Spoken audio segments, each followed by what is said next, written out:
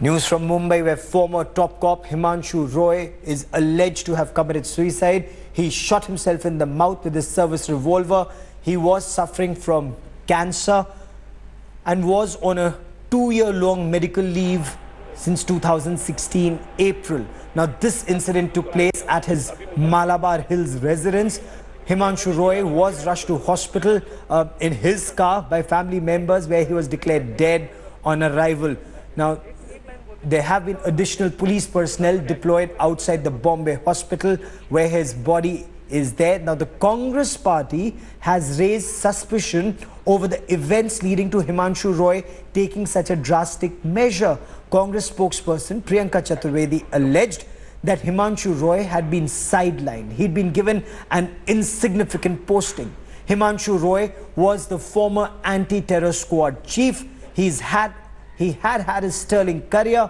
He'd handled several high-profile cases, including the IPL spot-fixing case, the J-Day murder investigations. He'd even interrogated the Pakistani terrorist Ajmal Ahmed Kasab in the 26/11 Mumbai terror attacks case.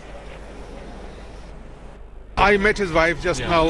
What to say except to show my sympathy. Himanshu Roy had worked under me as my deputy commissioner when I was police commissioner of Bombay. And I had given him the charge of South Bombay. He was zone 1, a very tough charge, a job which I had held myself for 2.5 years as deputy commissioner. Later he worked as joint commissioner of police crime branch, again a post which I had held in 93 to 95 when the 93 serial blast took place. These are positions which are very demanding jobs, very tough jobs, and Himanshu Roy did very good work both as zone 1 deputy commissioner and Joint Commissioner of Police. I think we will have to think of giving compulsory leave to police officers holding field assignments like we have in the army. Officers must be given a month's leave to go and rest and recuperate. Otherwise, it is becoming very bad. If such young officers, senior officers have to kill themselves because of the depression or because of frustration, it's very sad. And speaking to India Today, Bombay Hospital's Dr. Gautam said that Himanshu Roy was brought dead to the hospital. He'd shot himself in the mouth around 1:30 this afternoon. Yeah, he brought 1 hour back, 1.5 hour back, in brought dead condition. It was bullet injury. Yes. Hello. Yes, sir. Yeah. Sir, he was brought. Unfortunately, he's not there. Sir, you're saying it was bullet injury. If you could tell us, more details, the people who was accompanying him, and was it a single bullet injury, self-inflicted? The whole family was with him. Really looked at how that will go to the, then it will be clarified how exactly it happened. But the bullet injury, and it was from mouth and exit from skull. Okay. So it happened about an hour and a half when he was brought into the hospital. You can say, yeah, almost 1.5 hour or 2 hours, you can say. Right. Thank you so much, Dr. Gautam, for joining us. The body is still in Bombay hospital. Now it's going for postmortem. I think that police will decide.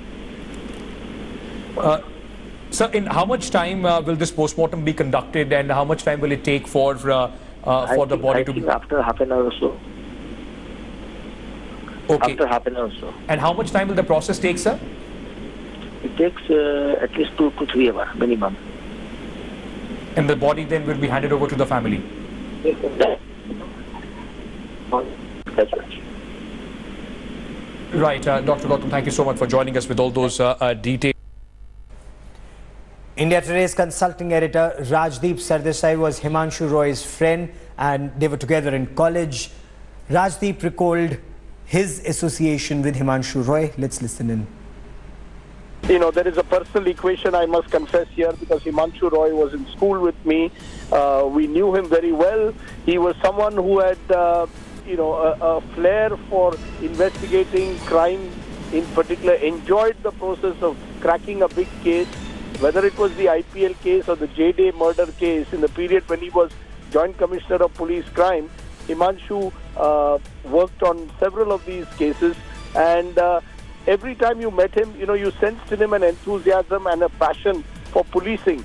Unfortunately, in the last few years, he was suffering from cancer and went into a period of depression. Either way, no one could have expected something as tragic as this. And it really is a sad day because he was a very fine officer of the Mumbai police force. Himanshu Roy, as you can see in these pictures, he was very well built. He took his physical fitness very seriously, exercised for several hours every day, and that's one interview I had done with him when he'd spoken about his fitness, but he was suffering from cancer for the past 2 years.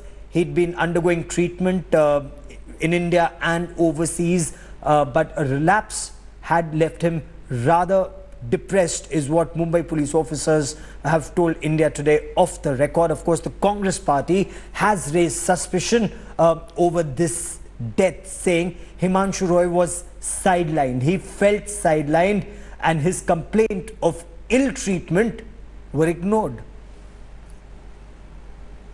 Have questions in my mind as to what would have led him to take this extreme step. In the past few years, we've seen how his request to the Home Department was sidelined, where he spoke about how he was being ill-treated and how some sections had ganged up against them, and he was given an insignificant post rather than looking at his concerns or sharing his concerns or even investigating his concerns. So I would hope that his family, my prayers for his family, and I would hope that his family finds peace and also a closure coming from the state government as to why he was treated the way he was in his last years. And Himanshu Roy was at the India Today conclave in 2014. Let's listen to him talking about the investigations into the biggest terror attack on India, the 26/11 Mumbai terror attacks. Let's listen in. Was there an intelligence failure in the 26/11 attacks, as Adrian pointed out? Sandeep, thanks for having me over. If at all 26/11 was a failure of imagination rather than a failure of intelligence, for the first time ever, this kind of attack, a seaborne, Fedayeen-type commando attack, took place on a city. Any terrorist attack, be it 9/11, be it the 7/7 London bombings, they can be viewed at a certain level as a failure of intelligence. I think what is more important is to learn from the experience. When you lose, don't lose the lesson. Post 26/11, counter-terrorist forces, agencies from all over the world, they visited Mumbai, they interacted with us, and they learned a lot. I think not just Mumbai or India, but the world is better prepared post 26/11 to handle this kind of attack. Now, as far as the intelligence inputs that you're talking about, there was no specific attack of a seaborne attack on the Taj or the Oberoi. There was no mention of Karma Hospital or of the CST or of Nariman House. We receive a large number of inputs. Today we have the luxury of hindsight. We can look back and we can put those pieces together and say that is the picture which should have been formed at that point in time. What matters is the predictive value of intelligence inputs, not the post-mortem operation. The actionability of an input. And I think when we look back at the entire picture, I don't think that it was so easy to put this picture together like a jigsaw puzzle neatly and say that this is what would have happened if we'd analyzed all those inputs properly. Is the war on terror unwinnable? Adrian says that the Mumbai police is still unprepared for another 26/11 attack, and you haven't learnt lessons from that. Conviction is the luxury of those who occupy the sidelines. Those of us who are actually going out there and fighting the war can't really be convinced about these things. Let's first understand our vulnerability. Geopolitically speaking, we are in a suboptimal situation. We have a really friendly country on our western border with rich traditions of hospitality, so much that they play host to any terrorist, any underworld element, as long as they are hostile to India. They have no hesitation in exporting these bundles of terror regularly across. Howsoever good the LET Navy might be, I think they would never be so adventurous as to set sail for New York or Hamburg. But Mumbai is nearer, it's doable, and they did it.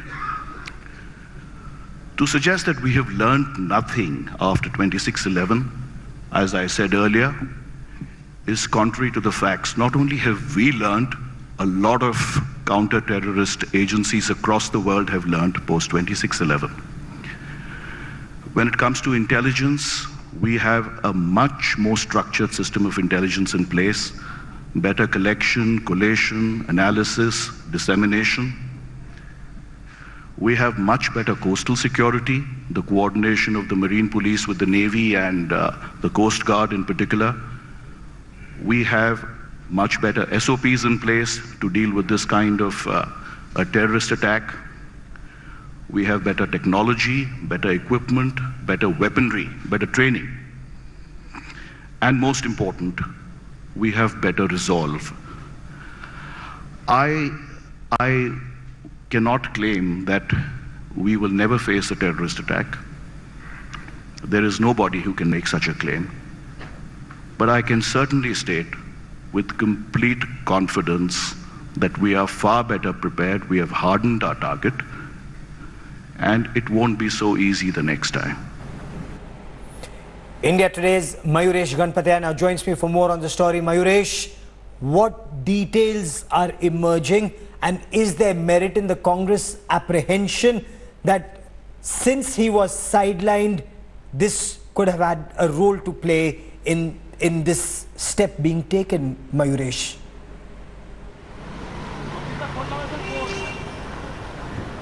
Gaurav, on this particular allegation of Congress, Mumbai Police has not commented, but we are waiting for the official statement from the Mumbai Police about this particular question which Congress has raised. That even we need to check with the Mumbai Police whether Himanshu Roy has written it to them in the past or not about sidelining him and giving him a promotion with a sideline, or we can say the side branch, which was a housing. Second update we just want to give our viewers is that his body is already in a GT hospital for the post-mortem. After that, after the post-mortem, his body will get released from the GT hospital, and his family members will take his body to his official residence near Mantralaya, which is a Suruchi complex, which is near Mantralaya. So this is the update we are right now having from the ground zero. Back to you, Gaurav. Okay. What happened? He was under the weather. He was battling cancer for quite some time. Hadn't he been overseas some time back for treatment, and there were reports that he was recovering?